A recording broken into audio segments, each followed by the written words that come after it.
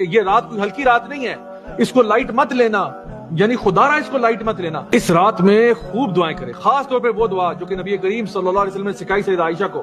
یہ وہ رات ہے جس میں فیصلے ہوں گے، کس کو اولاد دینی ہے، کس کے رزق میں اضافہ کرنا ہے، کس کے ساتھ کیا معاملہ ہونا ہے۔ یہ سارے معاملات جو ہے اگلے سال کا پورا جو کہہ رہے نا بجٹ، وہ لیلۃ القدر میں ڈیسائیڈ ہوتا ہے۔ آپ نے اس رات میں کسی کو 200 روپیہ دیا ہے تو وہ 200 روپیہ ایسا لکھا جائے گا کہ آپ نے ہر رات کو 83 ایئرز کے لیے کم از کم ہر رات کو 200 روپیہ نکالا ہے۔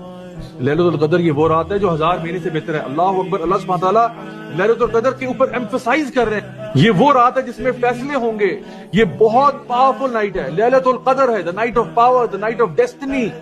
اس رات میں اگر تم عبادت کرتے ہوئے پائے جاؤ تو کیا ہی تمہارے فیصلے ہوں گے، اور اس رات میں اگر تم ٹائم کو ضائع کرتے ہوئے پکڑے جاؤ تو خود سوچو کہ تم اپنے اوپر ہی بدبختی کو دعوت دے رہے ہو۔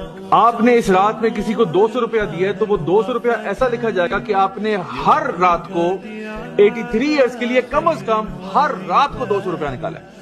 اگر آپ نے اس رات میں 2 رکعت نفل پڑھے ہیں تو وہ لکھا یوں جائے گا کہ آپ نے کم از کم 83 ایئرز اینڈ 4 منتھس کے لیے ہر روز ہر رات کو 2 رکعت نفل پڑھے۔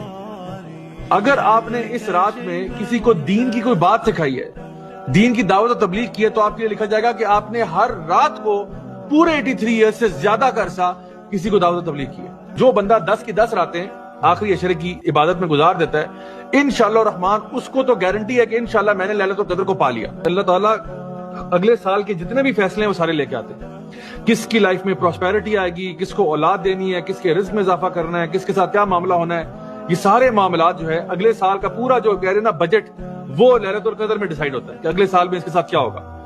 تو خوب دعائیں کریں، خوب دعائیں کریں، کیونکہ حدیث میں کیا آتا ہے، کوئی چیز اللہ تعالیٰ کی تقدیر کو نہیں بدل سکتی سوائے دعا کے۔ تو اس رات میں خوب دعائیں کریں، خاص طور پہ وہ دعا جو کہ نبی کریم صلی اللہ علیہ وسلم نے سکھائی سیدہ عائشہ کو۔ اللہم انک عفو تحب العفو فاعف عنی، اے اللہ تو بہت معاف کرنے والا ہے، بلکہ العفو، اللہم انک عفو کا مطلب ہوگا کہ تو گناہوں کو مٹا دینے والا ہے، گناہوں کو ڈیلیٹ کر دینے والا، صفحہ ہستی سے مٹا دینے والا۔ اللہم انک عفو تحب العفو، تجھے معاف کرنا بہت پسند ہے، فاعف عنی، یا اللہ مجھے معاف کر دے۔